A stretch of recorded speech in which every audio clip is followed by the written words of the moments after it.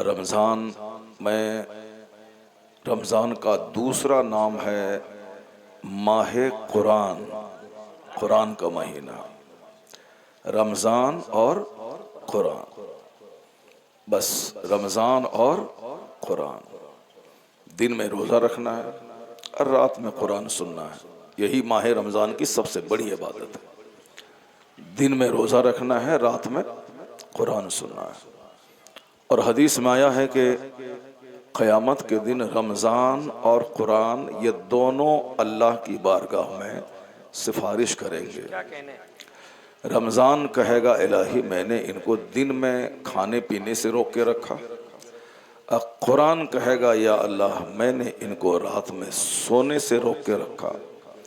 और हदीस में आया है कि फ़युशफ़्फ़आन, यानी इन दोनों की शफाअत अल्लाह कबूल फरमा लेगा। तो अब जब कुरान सुनना ही है तो कुरान को समझ के सुनना है, कुरान को समझ के सुनना है, ताकि पता चले कि कुरान पाक मालूमात का भंडार कैसे है, ये मालूमात का खजाना कैसे देता है। क्योंकि आपने सब सुना होगा, तकरीर में सुनते रहते हैं, Quran is the mountain of knowledge and wisdom. Quran इल्म और हिकमत का क्या है, पहाड़ है। और the Quran is the fountain of knowledge and wisdom. Quran इल्म और हिकमत का सरचश्मा है, जहां से इल्म का पानी निकलता है। तो मैं आपको बताऊंगा कि कुरान शरीफ इल्म का समंदर कैसे है। दो चार आयतें मैं पढ़ के सुनाऊंगा। आज की तकरीर में सिर्फ कुरान करीम में बोलूंगा। आप तैयार हैं? सिर्फ कुरान बोलूंगा आज। चूंकि इधर उधर की बातें करेंगे तो कुछ लोग बोलेंगे भाई साहब ये अपनी तरफ से बोल रहे हैं। और आजकल जो फितना पैदा हो गया है, ये फितना कुरान न पढ़ने की वजह से हो रहा है। एक गांव में 10 लोग हैं, 10 एक दूसरे से टूटे हुए हैं। ये उस गुट का आदमी है, ये उस गुट का आदमी है, वो उस गुट का आदमी है, वो उस गुट का आदमी है। सारे लोग टूटे हुए हैं। मोहब्बत खत्म हो गई। पहले गरीबी थी, मगर इतनी मोहब्बत थी कि दरवाजे पे मेहमान आता था, घर वाले के यहाँ कुछ नहीं होता था, लेकिन मोहल्ले से अंडा मुर्गा सब कुछ जमा हो जाता था। क्योंकि मोहल्ले के सारे लोग मेजबान की इज्जत को अपनी इज्जत समझते थे, और मेहमान को सब अपना मेहमान समझते। आज सारे लोग एक दूसरे को जलील करने के पीछे लगे हुए, सब एक दूसरे को बेइज्जत करने के पीछे लगे हुए। बज़ाहिर हाथ मिलाएंगे, मुसाफा करेंगे, लेकिन इतनी दूर से चाल चलेंगे कि उसको गड्ढे में गिरा देंगे। पूरा समाज इसी में डूबा हुआ है। क्यों? हदीस कुरान पे अमल नहीं कर रहे हैं और अपने आप को बहुत बड़ा मुसलमान समझता है। हदीस में आया है कि ला तदखुलूनल जन्नत हत्ता तुमिनू, you will not enter paradise until you believe. तुम जन्नत में नहीं जाओगे जब तक कि मोमिन ना हो जाओ। जन्नत में जाने के लिए मोमिन होना जरूरी। मोमिन का मतलब अल्लाह एक है, हुजूर सल्लल्लाहु अलैहि वसल्लम हमारे पैगंबर हैं, कुरान अल्लाह की किताब है। ये दुनिया एक आर्जी ठिकाना है। मरने के बाद की जो दुनिया है वो 50,000 साल का एक दिन वहाँ का होगा। वहाँ हिसाब किताब देना होगा। सारी नेकी और बदी वहाँ तौली जाएगी। जो ईमान लाया, अच्छा काम किया, उसके लिए अल्लाह ने जन्नत बनाया। जो ईमान नहीं लाया, बुरा काम किया, उसके लिए अल्लाह ने आग का घर जहन्नम बनाया। यही है 1 खरब किताब पढ़ने का निचोड़। यही है, ये 2 जुमला। ये दुनिया जो बनी है, समंदर, नदी, नाला, आसमान, सूरज, चांद, सितारे, ये सब अल्लाह ने हमारे लिए बनाए हैं। और हमको अल्लाह ने अपनी इबादत के लिए पैदा किया। जो यहाँ ईमान लाएगा, इबादत करेगा, गुनाह से बचेगा, मरने के बाद सड़गल नहीं जाएगा, वो सीधे जन्नत चला जाएगा। जन्नत में शराब की नहरें, पाकीज़ा शराब, दूध की नहरें, शहद की नहरें, और एक एक जन्नती को 70-70 खूबसूरत हूरें मिलेंगी।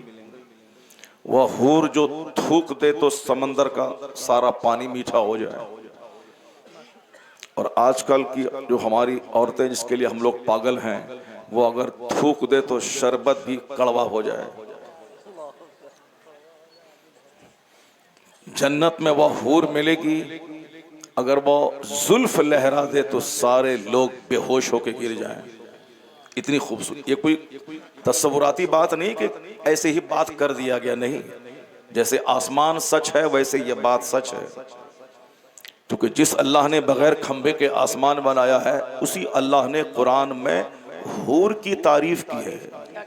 सूरह रहमान पढ़िए, हूरुम मक़सूरातुन फिल ख़याम, खेमों में पर्दा नशी हो रहे हैं, लम यतमिसहुन्ना इंसुन क़ब्लहुम वला जान, यानी ये वो बीवियां होंगी जिसको कोई जिन्नात और इंसान तुमसे पहले टच नहीं किया होगा। औरत की सबसे बड़ी खूबसूरती है कि उसको उनके शौहर से पहले कोई टच न किया हो। 50 खरब रुपए का घर वो अहमियत नहीं रखता है जो एक अहमियत ऐसी औरत जो उस शौहर के अलावा किसी ने उसको टच न किया हो। ये हम नहीं बोलते हैं, ये हमारा और आपका खुदा कहता है, कुरान शरीफ में आया है। अल्लाह ने क्या कहा, जन्नतियों को जन्नत में जो हूरें मिलेंगी, उस हूर की क्वालिटी ये होगी कि लम यतमिसहुन्ना इंसुन क़ब्लहुम वला जान, यानी उस शौहर से पहले उसको किसी इंसान और जिन्नात ने छुआ नहीं हो। और आज 1 करोड़ में एक औरत भी नहीं मिलेगी जिसके बारे में आप कंफर्मेशन दे सकें कि इसको कोई टच नहीं किया होगा। और आज तो ज़मीर इतना मर गया है लोगों का, आपका नहीं, लोगों का इतना मर गया है कि मर्द कहता चलो शादी से पहले जो कुछ तुम किए सो किए और हम भी जो किए सो किए, अब चलो नए सिरे से जिंदगी गुजारेंगे। यानी मर्द भी लष्टम पष्टम वाला है, ये भी यूज्ड है और दोनों यूज्ड। अब इन दोनों के मिलने से जो बच्चा पैदा होगा वो महा यूज्ड। आजकल जो समाज चोरों से भर रहा है, डकैतों से जो भर रहा है, बेअदबों से जो भर रहा है, माँ बाप को मारने वालों से जो भर रहा है, मस्जिद मदरसा की तौहीन करने वालों से जो भर रहा है, इसमें हाथ है माँ और बाप का। माँ खेत है, उससे फसल पैदा होती, बाप उसमें बीज डालता है। अब बीज सड़ा हुआ हो और खेत सड़ी हुई हो तो फसल सड़ी हुई पैदा हो। आज जो सड़ा हुआ बच्चा पैदा है समाज में, ये रिजल्ट है सड़ी हुई औरतों का, ये रिजल्ट है सड़े हुए बाप का। जो 24 घंटे में 5 बार दरूद नहीं पढ़ेगा 50 पुड़िया खाएगा। जो 24 घंटे में 5 आयत कुरान की नहीं पढ़ेगा 50 बार झूठ बोलेगा। जो 24 घंटे अल्लाह का खाएगा, अल्लाह की हवा में सांस लेगा, अब 5 वक्त नमाज नहीं पढ़ेगा, वो है सड़ा हुआ बाप और वो है सड़ी हुई माँ। बच्चे पैदा होंगे महा सड़े हुए। एक शरीफ को ढूंढे तो 99 शरीर मिलेंगे। शरीफ नाम की कोई चीज, शराफत नाम की कोई चीज दुनिया में नहीं रह गई। अभी यहाँ लोग जन्नती की क्यारी में बैठे हुए हैं और 10-20 लुच्चे लफंगे बाहर खड़े होंगे, मोबाइल चला रहे होंगे। ये बताइए कि ये जन्नत की क्यारी रोजाना आती है? वो तो बगल में वहां नदी है, डुबकी लगाने आ रहा है कोई चोर डकैत शराबी पापी, एक बार डुबकी लगाए सब पाप खत्म। वो इस्लाम नहीं सिखाता है कि चोरी करो, डकैती करो, ज़िना करो, शराब पियो और जाके डुबकी लगा दो सब खत्म हो जाएगा। इस्लाम ये कहता है जमीन अल्लाह की जिस पे चलते हो, आसमान अल्लाह का जिसके नीचे रहते हो, पानी अल्लाह का जिसको पीते हो, हवा अल्लाह की जिसमें सांस लेते हो, आग अल्लाह की जिस पे सामान बनाते हो, फसलें अल्लाह की जिसको तुम रोटी चावल की शक्ल में खाते हो, दूध अल्लाह का दिया हुआ जो तुम माँ के थन का दूध 2 साल गोद में पीते हो, बाकी सारी जिंदगी जानवर भैंस गाय का दूध पीते हो। ये सारी नेमतें अल्लाह की। 24 घंटे में 1 मिनट अगर अल्लाह हवा रोक दे तो सारे लोगों की हवा निकल जाएगी, बगैर ऑक्सीजन के तड़प तड़प के सारे लोग मर जाएंगे। तो जब 24 घंटे अल्लाह की नेमतें मुझको मिल रही हैं तो एक बार डुबकी लगाने से पाप खत्म नहीं होगा। बल्कि रोजाना 5 टाइम सजदा करके कहना होगा, मालिक नेमतें तुम्हारी हैं, शुक्राने का सजदा मेरी तरफ। वाह वाह माशाअल्लाह। हज जिंदगी में एक बार है, ज़कात साल में एक बार साहिब माल पे, लेकिन ये नमाज हर मुसलमान मर्द औरत आकिल बालिग मालिक गुलाम शहरी देहाती सब पे फर्ज है। क्यों? 24 घंटे जो अल्लाह की नेमतें हम इस्तेमाल करते हैं, उसी नेमतों का एक शुक्राना है नमाज पंजगाना। हमारे यहाँ क्या कहा गया है? हुजूर फरमाते हैं जिसके दरवाजे पे नहर हो और 5 बार उसमें नहाए, मैल में से कुछ बाकी नहीं रहेगा। ला यबका मिन दरनिही मिन शै। साहबा ने कहा सरकार हाँ, जैसे नदी हो 5 बार डुबकी लगाए कैसे मैल बाकी रहेगा? हुजूर फरमाते हैं कज़ालिका मसलुस सलवातिल खम्स यमहुल्लाहु बिहिन्नल खताया। यही मिसाल 5 वक्त की नमाज की है, इसके जरिए अल्लाह गुनाहों को मिटा देता है। यहाँ डुबकी नहीं लगाई जाती है, यहाँ 5 टाइम अल्लाह की बारगाह में सजदा किया जाता है, तब अल्लाह ताला गुनाहों को मिटा देता है। यहाँ अंधविश्वास नहीं है, यहाँ हेलुसिनेशन नहीं है, यहाँ तवहुमात नहीं है, यहाँ किसी पत्थर को खुदा नहीं माना जाता है। जो सारी कायनात का खालिक है वही खुदा है, वही मेरा मौला है। तो एक बार हफ्ता में मस्जिद जाके चोंच मार के आने से ये सारी खरबों नेमतों का शुक्राना नहीं अदा होगा। साल में 2 दिन ईद और बकरीद में जाके नया कपड़ा पहन के सीना दिखला के नमाज पढ़ के रसगुल्ला खरीद के घर आने से सेवई खा के वो शुक्राना अदा नहीं होगा। तो साल में 2 दिन खाओ और 2 दिन नमाज पढ़ो, हफ्ते में 1 दिन खाओ और 1 दिन जाके जुमा की नमाज पढ़ो। लेकिन जब डेली खाना है तो डेली दाना देने वाले को सजदा करना। वाह वाह। और जो 1 हफ्ते में 1 बार खाएगा वो सिर्फ जुमा पढ़ेगा, जो साल में 2 दिन खाएगा वो सिर्फ ईद और बकरीद पढ़ेगा। लेकिन जो डेली खाएगा 3 टाइम, उसको 5 टाइम सजदा करना होगा। ये है इस्लाम। इसके अलावा कोई कहे कि बंदर खुदा है, कोई बोले छुछंदर खुदा है, कोई बोले नदी खुदा है, कोई बोले नाला खुदा है, कोई बोले हमारा पीर जन्नत ले जाएगा, कोई बोले हमारा बाप जन्नत ले जाएगा, कोई बोले हमारा यह बाग जन्नत ले जाएगा। ये सब एक ख्वाब है दीवाने का। सच्चाई क्या है? वही है जो कुरान में आया है, जो अल्लाह का कलाम है, वही जो हदीस में है, जो अल्लाह के महबूब मुस्तफ़ा का कलाम है। और कुरान हदीस के मुताबिक अगर पीर है तब तो चलो ठीक है। जैसे मस्जिद का इमाम, वो हमारा इमाम है, मैं चुप हूं, इमाम पढ़ रहा है तो इमाम का पढ़ना हमारे लिए काफी है। सूरह फातिहा हम नहीं पढ़ेंगे, इमाम पढ़ेगा। दूसरी सूरत हम नहीं पढ़ेंगे, इमाम पढ़ेंगे। रमजान में तरावी में हम चुप हैं, हाफिज आगे इमाम साहब पढ़ रहे हैं, वह सबकी तरफ से पढ़ा हुआ हो गया। तो वो अगर कुरान गलत पढ़ेगा तो उसको 1 मिनट में कान पकड़ के निकाल देंगे मस्जिद से।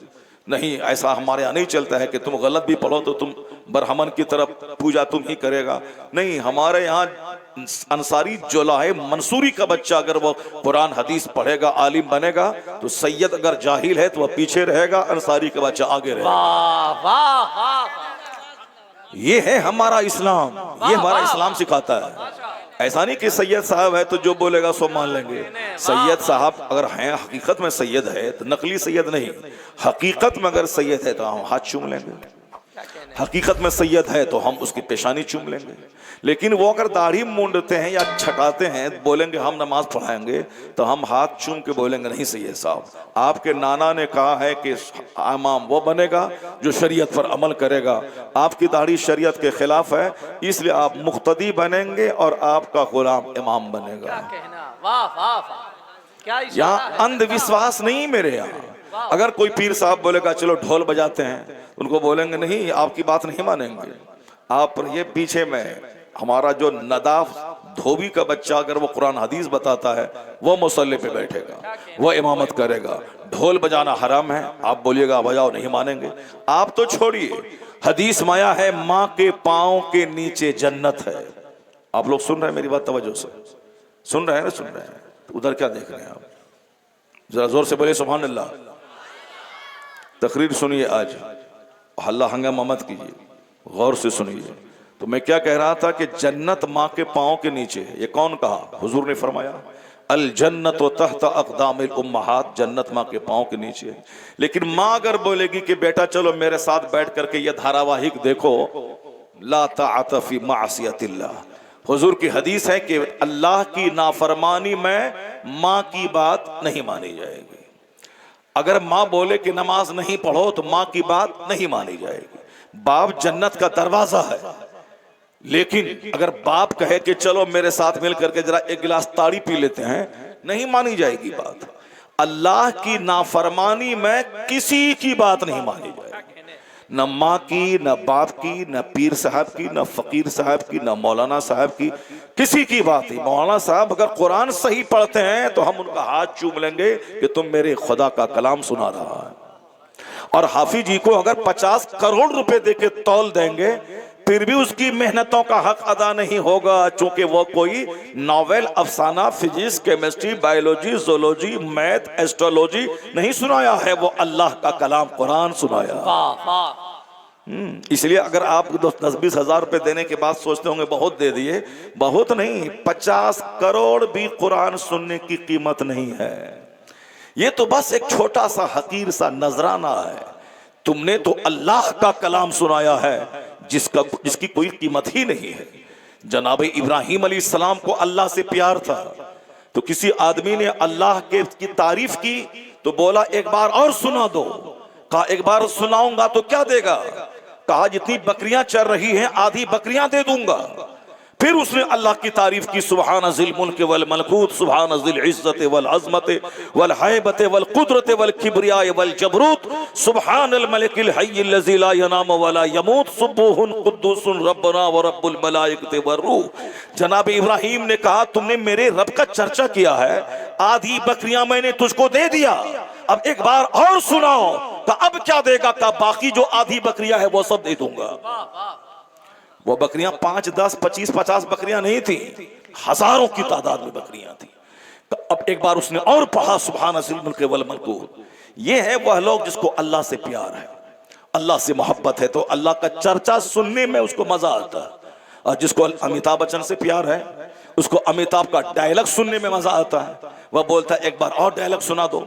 जिसको क्रिकेट से प्यार है वो जलसा छोड़ करके इंडिया पाकिस्तान का मैच वो देखा, वो इंडिया हार गया तो मुंह जीत गया तो खुश हो गया, पाकिस्तान हार गया तो मुंह लटका लिया। जीतेगा वो, हारेगा वो, तुमको मुंह लटकाने या मुंह बिचकाने से तुमको क्या मिलेगा? कोई हारा कोई जीता, तुमको मुंह बिचकाने से क्या मिलेगा? ऐसे जो मुंह कर दिया तुमको क्या मिला? मिला यही कि दुकान बंद रही, मिला यही कि आंख आग की तरफ टिकी रही। मोबाइल जो आप देखते हैं वो आग से चार्ज होता है, बिजली मतलब आग, मोबाइल आग से चार्ज होता है। जो मोबाइल को देखेगा उसकी आंख खराब होगी। जरूरत न, जैसे पाखाना करना दिन भर में जरूरी है, एक बार 2 बार, अगर कोई 24 घंटे पाखाना रूम में बैठेगा तो उसको बवासीर की बीमारी, सारा पेट नीचे निकल आएगा, उसका मर जाएगा वो। उसी तरह मोबाइल चलाना जरूरी है, लेकिन जो 24 घंटे मोबाइल चलाएगा वो तो अंधा हो या नाबीना हो जाएगा वो, क्योंकि वो मोबाइल आग से चार्ज होता है। जरूरतन पाखाना जाना है, जरूरतन खाना खाना है। खाना कितनी अच्छी चीज है, हलवा, बिरयानी, चपाती, कबाब, शामी, टिकिया, लेकिन जो हमेशा खाता रहेगा, बिरयानी खाता रहे, उसका तो मर जाएगा वो। इसलिए खाना जब भूख लगे तो जरूरी है, पाखाना जब जरूरत हो तब टॉयलेट जाए। उसी तरह मोबाइल में जब जरूरत का कॉल आए तब उठाए, जरूरी कोई बात करना हो तब कॉल करे। ऐसे जो आंख फाड़ के मैच देखेगा वो तो 25 साल पहले ही अंधा हो जाएगा वो। शौक से लोग अंधा बनना चाह रहे हैं। हमेशा मोबाइल चलाने की चीज नहीं है, ऐसे ऐसे किया, ये देखो, उसके बाद किया, फिर वो देखो, फिर उसके बाद किया, वो देखो, ये देखने वाला पागल हो जाएगा वो जरूरत की चीज है, बहुत अच्छी चीज है, खाना अच्छा, पखाना अच्छा, मोबाइल अच्छा, लेकिन अननेसेसरी इस्तेमाल करेगा। जिस तरह पखाना हमेशा नुकसान, खाना हमेशा नुकसान, मोबाइल चलाना हमेशा नुकसान है। हमें जरूरतन चलाए, बंदा जरूरतन काम करे, गैर जरूरी काम ना करे, अननेसेसरी काम ना करे। अननेसेसरी काम आदमी की सेहत बर्बाद कर देगा, अननेसेसरी काम दोस्ती को दुश्मनी में बदल देगा, अननेसेसरी काम समाज में फितनाओं फसाद बर्पा कर देगा। जरूरतन उसका इस्तेमाल करे, बिला जरूरत उसका इस्तेमाल बंदा न करे। तो मैं ये कह रहा था कि जैसे बिला जरूरत जो लोग इस्तेमाल करके बाहर मोबाइल देख रहे हैं, क्यों देख रहे हैं साहब? सिर्फ दिमाग खोपड़ी उसकी खराब हो गई, जरूरतन उसका इस्तेमाल करे। महफिल जो जन्नत की क्यारी है, यहाँ आके बैठे, कभी कभी महफिल सजती है, कभी कभी अल्लाह का जिक्र होता है, वह सब लोग तो ऐसा करते ही हैं। तो बंदा गौर व फिक्र करे इस पॉइंट पर कि मेरा खुदा मेरा मालिक है, मेरा राज़िक है, मेरा हाकिम है, मुझे जिंदगी देने वाला है, मुझे मौत देने वाला है, जमीन आसमान सब अल्लाह की दी हुई है, सारी नेमतें अल्लाह की है। तो मन नहीं चलाए वहां, बल्कि जो अल्लाह रसूल कहता है उसको माने। अल्लाह रसूल यही कहता है कि नेमत सारी तुम्हारे लिए है, तेरी पेशानी का सजदा नेमत देने वाले खुदा के लिए। वाह वाह, नेमतें सारी तुम्हारे लिए है और तुम्हारी पेशानी का सजदा अल्लाह करीम अल्लाह रब्बुल इज्जत के लिए। जरूरतन दुनिया का काम करें, उसके बाद बंदा जो मकसद हयात है, जो अल्लाह रब्बुल इज्जत ने उसका मकसद बनाया है, पैदा होने का मकसद अल्लाह की इबादत करना, वो करता रहे। अब जरा गौर से सुनिए, बातें से बात पैदा होती रहेंगी, फिर तकरीर 5 घंटे की हमारी हो जाएगी और जो मेरा असल टॉपिक है वो असल टॉपिक मेरा अधूरा रह जाएगा। मैं और असल टॉपिक को मैं टच करता हूं। कुरान पाक अल्लाह का कलाम, कुरान पाक की जो बात बताए वो हमारे लिए काबिल एहतराम है। कुरान से हट के जो बात करे वो हमारा कुछ नहीं, हमारा कोई नहीं है। कुरान हदीस के मुताबिक जो बात करे वही हमारा है। कुरान शरीफ हदीस में आया है, खैरुकुम मन तअल्लमल कुरान व अल्लमहु, the best among you is one who learns Quran and teach it to others. तुम में सबसे अच्छा वो है जो कुरान सीखता है और दूसरों को सिखाता है, जो कुरान सीखता है और दूसरों को सिखाता है। ये मेरा पीर साहब है, ये मेरा बड़ा है, ये मेरा कुतुब साहब है, अब्दाल साहब है, ये तो आपने कहते हैं, मगर हुजूर ने किसको बड़ा कहा? हुजूर जो सबसे सच्चे, वो जिसे कहते अच्छा वही अच्छा है। हुजूर अल्लाह से बड़ा कोई नहीं, अल्लाह के बाद हुजूर से बड़ा कोई नहीं। हुजूर बड़े, हुजूर की बात बड़ी। मेरा पीर, मेरा फकीर, मेरा फला, मेरा फला, मेरा फला, ये सब मेरा आप कहते हैं, मगर हुजूर किसको कहते हैं? हुजूर कहते हैं न इंजीनियर बड़ा, न प्रोफेसर बड़ा, न थिंकर बड़ा, सबसे अच्छा वो है जो कुरान सीखे और दूसरों को सिखाए। वाह वाह, बस ये हुजूर की बात है और सबसे कीमती बात है। कोई फिजिक्स पढ़ के इंजीनियर बन जाए, 50 करोड़ महीना कमाए, लेकिन एक हाफिज कुरान जो कुरान पढ़ता है, उस पर अमल करता है, उससे बड़ा न कोई डॉक्टर है, न इंजीनियर है, न प्रोफेसर है, उससे कोई बड़ा नहीं। जो कुरान पढ़े उस पर अमल करे। कुरान पाक सिर्फ ऐसे जबानी रटने वाली चीज नहीं कि रट लिया बस हो गया, साल भर तक मोबाइल ठीक करते रहे, गाड़ी रिपेयरिंग करते रहे और रमजान से 1 महीना पहले खूब सर झुला झुला करके रट लिया और रमजान में जाके यहाँ छोड़ा वहाँ पकड़ा, यहाँ छोड़ा वहाँ पकड़ा, सूरह मुजम्मिल छोड़ा, सूरह मुल्क छोड़ा, सूरह दुखान छोड़ा, अब पूरा कुरान पढ़ा दिया, अब आइए नजराना दीजिए और चल दीजिए। इसका कोई मतलब नहीं। मतलब किसका है? मन क़रअल कुरान व अमिला बिमा फीह। जरा गौर से सुनिएगा, मन क़रअल कुरान व अमिला बिमा फीह, जिसने कुरान पढ़ा और जो कुछ कुरान में है उस पर अमल किया।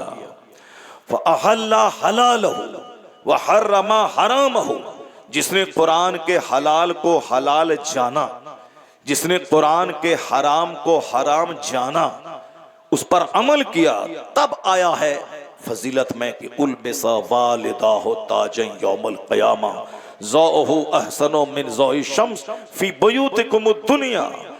उनके माँ बाप को वो इज्जत का ताज पहनाया जाएगा जिस ताज की चमक के सामने दुनिया के सूरज की रोशनी फीकी पड़ जाएगी। सुभान अल्लाह, जरा जोर से बोले सुभान अल्लाह। सुभान अल्लाह, सुभान। ये दुनिया का सूरज सारी दुनिया को रोशन करता है, लेकिन हाफिज कुरान के बाप और माँ को वो इज्जत का ताज पहनाया जाएगा कि जिस ताज की चमक के सामने दुनिया के सूरज की रोशनी फीकी पड़ जाएगी। अल्लाह, यह कौन हाफिज? वही हाफिज जो जैसे तैसे रट लिया, फूफी हमारी दस्तार है तुम आना, चची मेरी दस्तार है तुम आना, दादी मेरी दस्तार है तुम आना, सन बहन मेरी दस्तार है तुम आना, चचेरा भाई मेरी दस्तार है तुम आना। ये दस्तार ले रहा है और 100 पार्टी को बुलाया हुआ है, कार्ड छपा रहा है, घर सजा रहा है, डब्बा में मिठाई और बिस्किट पैकेट करके साहब उसको अपने सारे रिश्तेदारों को खिला रहा है और उसको माला पहनाया जा रहा है। सारे रिश्तेदार जब कार्ड मिला है तो वो आएंगे, जब आएंगे तो ये माला वगैरह सब पहनाया, कोई रुपया का माला पहनाया। उसके बाद गया घर, तो घर वाला बोला रिश्तेदार के तरावी सुनाओ यहाँ मस्जिद में। बोला नहीं, अभी 2 साल दौर करेंगे। तो जब 2 साल तुम दौर करेगा तो ये ड्रामा क्यों किया तुम? जब 2 साल दौर करना है तुमको तो हाफिज तो तब बनेगा जब पूरा कुरान याद कर लिया, तरावी सुनाएगा तब ना। लेकिन ये ड्रामा तुमने क्यों किया? नमाज छोड़ करके कार्ड सजा रहा है, नमाज छोड़ करके मिठाई बांट रहा है, सारे रिश्तेदार को तुमने जलील किया, सबको बोला कि मेरा बेटा हाफिज कुरान हो गया, अब ये तरावी नहीं सुना रहा है। अब सारे लोगों को तुमने शर्मिंदा कर दिया। कोई कार्ड नहीं छपाते, बल्कि हाफिज कुरान बन के जाके मेहराब में पूरा कुरान कायदे से सुना देते। उसके बाद कह देते अल्हम्दुलिल्लाह मैं हाफिज कुरान हो गया, वाह वाह वाह, अल्हम्दुलिल्लाह मैं हाफिज कुरान हो गया। तरावी सुनाने के बाद तब सारा रिश्तेदार घर में आता तो गिफ्ट लेके आता, मेरा भतीजा हाफिज कुरान हो गया, मेरा भांजा हाफिज कुरान हो गया, मेरा बेटा रमजान में पूरा रमजान तरावी सुना के आया, ये हाफिज कुरान हो गया। न कोई दस्तार लपेटी जाती, न कोई कार्ड छपता, जो हाफिज हो गया तरावी सुना दिया वही मुकम्मल हाफिज कुरान हो गया। वाह वाह। एक रिश्तेदार कोई नहीं आए दस्तारबंदी की तकरीब में, वो बंदा कुरान याद किया, सुनाया, पक्का हाफिज कुरान हो गया। सिर्फ दिखावा है, 90% सिर्फ दिखावा है। अब तरावी सुनाने के लिए चलो तो नहीं, वो गला ये लंग्स खराब हो गया, डॉक्टर बोलता है आवाज लग जाएगी तुम्हारी, तुम नहीं सुना पाओगे, सुनाओगे तो तुम्हारा सीना फट जाएगा, इसीलिए डॉक्टर के मशवरे से नहीं सुनाया। कितना बहाना करेगा, किस किस को तुम सुनाएगा? माँ बाप को तुमने जलील किया, 10 साल तुमने बर्बाद किया। इसलिए ये झूम झाम ताम झाम छोड़ो, सबसे बड़ी दस्तार है मेहराब पे पूरा कुरान सुना दे, उससे अच्छा हाफिज कुरान कोई नहीं। और फजीलत सिर्फ कुरान सुनाने में नहीं है, कुरान पढ़ा, कुरान में जो है उस पर अमल किया। मन क़रअल कुरान व आमिला बिमा फी, जो कुछ कुरान में है उस पर अमल किया। अब कुरान पाक के हलाल को हलाल जाना, ये कौन बोलेगा? जो कुरान का मीनिंग जानेगा, जो कुरान समझेगा। तो सिर्फ जबानी रट लेने की फजीलत है कि कुरान रट लिया, मगर उतनी फजीलत नहीं है जितनी फजीलत एक कुरान समझने वाले की है। कुरान नाजिल क्यों हुआ है, कुरान से पूछिए। कुरान कहता है तबारकल्लज़ी, बड़ी बरकत वाला है वो अल्लाह जिसने कुरान नाजिल किया, लियदब्बरू आयातिही, ताकि इसकी आयतों में बंदा तदब्बुर करे, गौर व फिक्र करे। वलियतज़क्कर उलुल अलबाब, और अक्लमंद आदमी समझने के बाद वहां से नसीहत की खुराक हासिल करे। तो जो कुरान पाक जानेगा, समझेगा, तब न जानेगा कि इसमें क्या कहा गया है। और जो नहीं समझेगा, वो तो एक आदमी कुरान देख के पढ़ रहा है और ये आंख बंद करके पढ़ रहा है, दोनों में तो कोई फर्क नहीं है। इसलिए फजीलत उसकी है जो कुरान पढ़े, उसको समझे। The Quran has been revealed to read it, to understand it, to consider in it, to act upon it and to establish the rules of the Quran by it. Quran इसलिए नाजिल हुआ है कि इसको पढ़ा जाए, इसकी आयतों में गौर किया जाए, कुरान पाक के मुताबिक जिंदगी गुजारी जाए, फिर कुरान पाक का पैगाम आम लोगों तक फैलाया जाए, और फिर कुरानी निजाम अल्लाह की इस दुनिया में कायम किया जाए। इतना बड़ा प्लान है कुरान के नाजिल होने का। अब जरा गौर से सुनिए, कुरान पाक में हर चीज का रोशन बयान है। बस हम 10, 20, 50 मिनट तक दिमाग लगाएंगे, आपको भी दिमाग लगाना है। अब फिर देखे इल्म और हिकमत का कितना पहाड़ है, ये कुरान आपको समझ में आ जाएगा। सारी चीजें इस कुरान में मौजूद हैं। आज हम उसी की एक छोटी सी झलक आपको मैं बताना चाहता हूं कि कुरान पाक नॉलेज का भंडार कैसे है और कुरान पाक का समझना जरूरी क्यों है। अब जरा गौर से सुनिए, इस कुरान शरीफ में ट्रेन का बयान है, इस कुरान शरीफ में हवाई जहाज का बयान है, इस कुरान शरीफ में साइकिल, मोटरसाइकिल, ऑटो, टेम्पू सब का बयान है। लेकिन आप ताज्जुब करेंगे कि कुरान शरीफ तो 1400 साल पहले नाजिल हुआ और ये ट्रेन, ये प्लेन, ये साइकिल, ये सब की तारीख 300 साल के अंदर की है। तो 1500 साल पहले कुरान शरीफ में ट्रेन का जिक्र कैसे आ गया, जबकि 500 साल पहले किसी को मालूम नहीं था कि हवाई जहाज बनने वाला है दुनिया में। कोई नहीं जानता था कि साइकिल भी एक सवारी पैदा होने वाली है। कोई नहीं जानता था कि हवाई जहाज है। हवाई जहाज कब बना है आपको मालूम होगा, 1903 में अमेरिका के दो भाइयों ने हवाई जहाज बनाया है। 1903 में राइट ब्रदर्स ने। ये है 1925, क्या है 1900, बताइए हम क्या जानेंगे, आप समझ रहे हैं। हम समझेंगे कि जो कह दो सब समझ लेंगे आप। 1925 का दो तो हाँ ठीक है, 1920-25 का दो तो हाँ ठीक है। जब कुछ बोल बाल कीजिएगा तब ना पता चलेगा कहाँ सब आप समझ रहे हैं। ये 1925 नहीं बल्कि 2025 है। तो हवाई जहाज कब बना है, 1903 में। 1903 में बनाया है कौन, अटल बिहारी वाजपेयी, प्रधानमंत्री नरेंद्र मोदी। 1903 में तो पैदा भी नहीं हुआ होगा, कैसे बना देगा ये। 1903 में अमेरिका के दो भाई राइट ब्रदर्स, अमेरिका के दो भाई राइट ब्रदर्स, उसने हवाई जहाज का फॉर्मूला बनाया। हिंदुस्तान का आदमी हवाई जहाज बना पाएगा? इसको लड़ने से फुर्सत कहां, इसको डुबकी लगाने से फुर्सत कहां। ये हवाई जहाज बनाएगा, डुबकी लगाने वाला हवाई जहाज बनाएगा, लड़ने झगड़ने वाला हवाई जहाज बनाएगा, दूसरों की टांग खींचने वाला हवाई जहाज बनाएगा, दूसरों की गरीबी का मजाक उड़ाने वाला हवाई जहाज बनेगा। चार औरत बैठ करके सास ससुर ननद भौज शौहर सबकी गीबत करेगी तो वो हवाई जहाज बनाएगी। वो उसको गीबत से फुर्सत कहां जो हवाई जहाज बनाएगी। वो हवाई जहाज तो वो बनाएगा जो दिमाग जलाएगा, जो सारी दुनिया से कट करके अपने आप को किताबों की लाइब्रेरी में कैद कर देगा। दो रोटी खाएगा, दिमाग जला के आसमान क्या है, जमीन क्या है, सूरज क्या है, सितारे क्या है, नदी क्या है, नाला क्या है, डेजर्ट क्या है, माउंटेन क्या है, वो इतना सोचेगा, इतना सोचेगा, सोचते सोचते तब जाके वो हवाई जहाज का फॉर्मूला बना लेगा।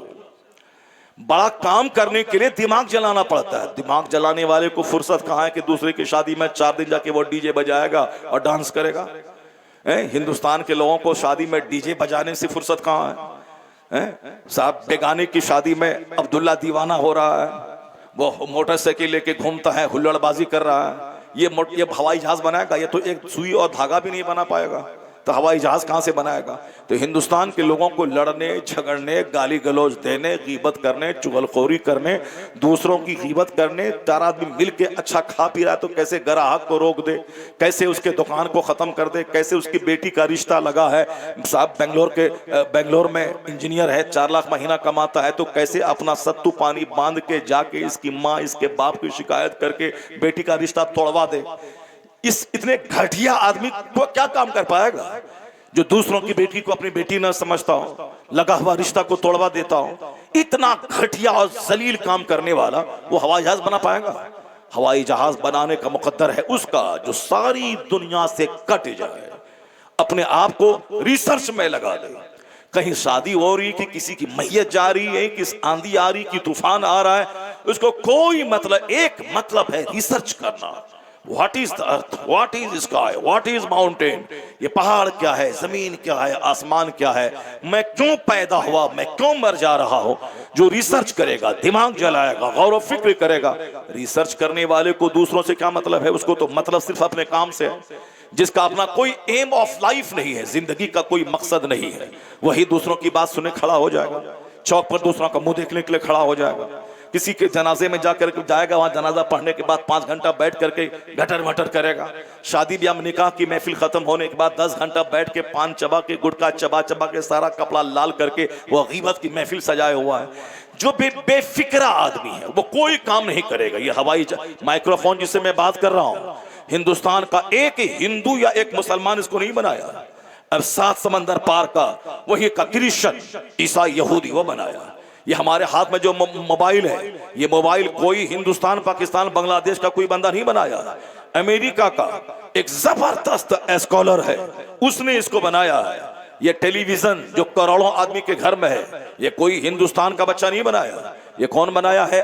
J.L. बेयर्ड, सात समंदर पार का दानिश्वर, तो हवाई जहाज वो दे, ट्रेन वो दे, प्लेन वो दे, मोटर कार वो दे, सब कुछ वो दे। और हम लोग क्या करें, मोबाइल ऐसे चलाते रहें। हम लोग मोबाइल चला ऐसे करके हाथ, जैसे कुरान शरीफ हाथ में लेके चल रहा है। आजकल का छोकरा सब ऐसे कुरान ऐसे हाथ में मोबाइल लेके चलता है जैसे कि कुरान शरीफ है जो सीने से लगा के चल रहा है। पहले लोग कुरान शरीफ को ऐसे हाथ में लेके चलते थे ताकि न पीछे नीचे हो न पीछे हो, बल्कि सीने के पास रहे। और आजकल कुरान जब नहीं पढ़ेगा तो अल्लाह ताला ये लोहा का टुकड़ा हाथ में दे दिया कि उसको सीने से लगा के रखो। तुम जो कुरान सीने से लगाएगा वो मोबाइल यहां रखेगा, ऐसे लेके नहीं चलेगा वो। और जो कुरान नहीं पढ़ेगा वो तो उस लोहा लखड़ के टुकड़े को वो कुरान सीने से लगा करके ऐसे ऐसे चल के जोकर बनता रहेगा। वो मोबाइल से जरूरतन काम लो, उससे उसको जलसा में लेके मत आओ, मस्जिद में लेके मत जाओ, मदरसा में लेके मत जाओ, उसको जरूरतन रखो साइलेंट में। जलसे में उसका इस्तेमाल मत करो, मस्जिद में इस्तेमाल मत करो। मस्जिद से बाहर निकलो तब चलाओ, मदरसे से बाहर निकलो तब चलाओ, जलसे से बाहर निकलो तब चलाओ, जरूरतन चलाओ, ऐसे नहीं चलाओ। हमेशा जरूर पढ़ते रहो, अल्लाह का जिक्र करते रहो, कुरान पढ़ते रहो, दीनी किताबों का मुताला करते रहो। मोबाइल देखेगा तो आंख जलेगी, और किताब पढ़ेगा तो 90 साल की उम्र में भी आंख की बीनाई सलामत रहेगी। जो कुरान पाक बचपन से पढ़ता रहेगा, बूढ़ा हो जाएगा बीनाई उसकी घटेगी नहीं। मैंने अपने वालिद साहब को देखा 80 बरस की उम्र में बगैर चश्मे की मदद के वो कुरान पढ़ा करते थे। मैंने देखा उनको।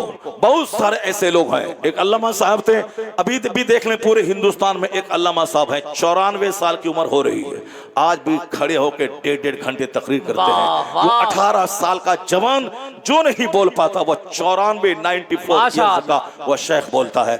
ये क्या है? जो जवानी में पाप करेगा, जो जवानी में दूसरों की बहू बेटी को ताक झांक करेगा, जो जवानी में मुश्तजनी करेगा, जो जवानी में इगलामबाजी करेगा, जो जवानी में जिना करेगा, जो जवानी में सनीमा हाल में 3 घंटा बैठ के सनीमा देखा, उसी का बुढ़ापा खतरनाक होगा। उसके बुढ़ापे में लुंगी में पेशाब करेगा, लुंगी में पाखाना करेगा, पागल हो जाएगा, पागल की तरह बातें करेगा, बोलना कुछ चाहेगा, जुबान से कुछ निकल जाएगा। जिसकी जवानी खराब है उसका बुढ़ापा खतरनाक होगा। वह बिस्तर में पेशाब पाखाना करेगा, वह बोलेगा चाहेगा कुछ बोलेगा, बोलना चाहेगा कुछ बोलेगा कुछ। लेकिन जिसकी जवानी पाकीज़ा हो, जो जवानी में नमाज पढ़ा होगा, जो जवानी में कुरान पढ़ा होगा, जो जवानी में जिक्र किया होगा, 90 साल की उम्र में भी वो आम आदमी की तरह हवास बाख्ता नहीं होगा। उसकी सेहत सलामत रहेगी, उसकी अक्ल सलामत रहेगी, उसकी आंख की बीनाई भी सलामत रहेगी। उम्र बढ़ती जाएगी, अल्लाह का डर, अल्लाह का खौफ बढ़ता चला जाएगा। वाह वाह।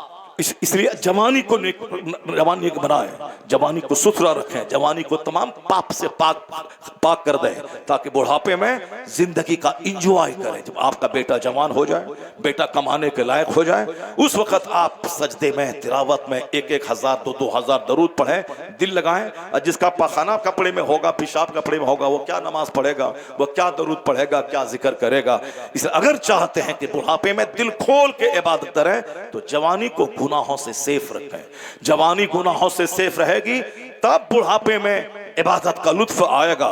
उस वक्त चाहे बदन हाथ दुबला पतला हो जाए, हाथ कांपने लगे, मगर ब्रेन सलामत रहेगा, जबान सलामत रहेगी, हार्ट सलामत रहेगा। वह कुफ्र बक के नहीं मरेगा, वह मौत को सामने देखकर कलमा पढ़ेगा, जबान पे ला इलाहा इल्लल्लाह होगा, चेहरे पे मुस्कुराहट होगी, पेशानी पे अर्के नदामत होगा, जबान पे कलमा होगा, चेहरे पे मुस्कुराहट होगी। इसी हालत में उसकी रूह परवाज कर जाएगी। यह है मर्द मोमिन की पहचान। निशाने मर्द मोमिन बातू गोयम चू मर्ग आयत तबस्सुम बर लबे उस्त। एक मोमिन जन्नती की पहचान यह है कि जब उसको मौत आती है तो उसके चेहरे पे तबस्सुम मुस्कुराहट रक्स करती है। और जो जिसकी जवानी खराब हो गई, नाच गाने ज़िना शराब ये वो लंद फन में, वह बुढ़ापे में कलमा पढ़ाएगा घर वाला तो भी नहीं पढ़ पाएगा। बुढ़ापे में चेहरा उसका मौत के डर से काला रहेगा, बिल्कुल चेहरा उसका झुंझलाया हुआ रहेगा। घर मकान बेटा बेटी नौकरी गाड़ी सब है, मगर उसको अंदर से खुशी नहीं होगी, क्योंकि उसको मरने का डर सता रहा होगा कि हम मर न जाएं। लेकिन जिसकी जवानी सुथरी होगी वो बुढ़ापे में मौत से नहीं डरेगा। वो रात में ईशा की नमाज पढ़ के सो जाएगा, कलमा दरूद पढ़ के। अगर यह मेरी जिंदगी की आखिरी रात हुई तो वो आखिरी बार दरूद दिल खोल के पढ़ेगा वो यही बोलेगा मैं सो जाऊं या मुस्तफा कहते कहते खुले आंख सल्ले अला कहते कहते। माशाअल्लाह माशाअल्लाह। एक बार जोर से बोलो सुभान अल्लाह। अब जरा मैं कुरान शरीफ की 10 आयत पढ़ता हूँ, वह 10 आयत सुन के आप जाएंगे ना आप लोग। 10 आयत भागेंगे तो नहीं आप लोग, नहीं भागेंगे ना। एक बंदा भी अगर उठ के चला गया तो हम वो 10 आयत को समेट लेंगे। कल बंबई में हम बोलेंगे इंशाअल्लाह अज़ीज़। कल बंबई में तकरीर है, परसों फिर बंबई से दौड़ के आ जाएंगे गोरखपुर, परसों गोरखपुर में तकरीर है, फिर 28 तारीख को दौड़ के घर जाएंगे, रात में सहरी खाएंगे। आप पूरा रमज़ान अल्हम्दुलिल्लाह रोज़ा रखेंगे और तरावी पढ़ेंगे, बाल बच्चों के साथ रहेंगे पूरा रमज़ान। अभी चूँकि अब बस लास्ट 27 तक भी तकरीर, 28 को भी तकरीर थी मगर चूँकि वो 29 शाबान है इसीलिए वो तकरीर कैंसिल हो गई। अगर चांद हो गया तो फिर जलसा कैसे हो पाएगा। तो अब अगर आप सुनेंगे तो हम बम्बई में कम सुनाएंगे, आपको ढेर सुना देंगे। वो 10 आयत यहीं सुना देंगे, बम्बई में दूसरी बात सुनाएंगे, लेकिन वह 10 बात आप सुन के जाएंगे। सुनेंगे ना आप लोग 10 आयत कुरान शरीफ की, जरा जोर से बोलिए इंशाअल्लाह, हाथ उठा के बोलिए ला इलाहा इल्लल्लाह। हाँ गौर से, कुरान इल्म का भंडार है तो कैसे है, कैसे ये माउंटेन ऑफ नॉलेज है। अगर कुरान शरीफ अगर सारी बातें खोल खोल के बयान कर दे, यहाँ तो बनिया के पास 365 दिन में जो एक रजिस्टर होता है वो साल भर में कई रजिस्टर बदलना पड़ता है उसको। जब कुरान में दुनिया की सारी बातें मौजूद हैं, अगर हर बात डिटेल्स में बात होगी तब तो कुरान पाक को कई करोड़ जिल्दों में होना होगा। लेकिन 114 सूरतें हैं, 30 पारे हैं, 114 सूरत है, 6666 कमोबेश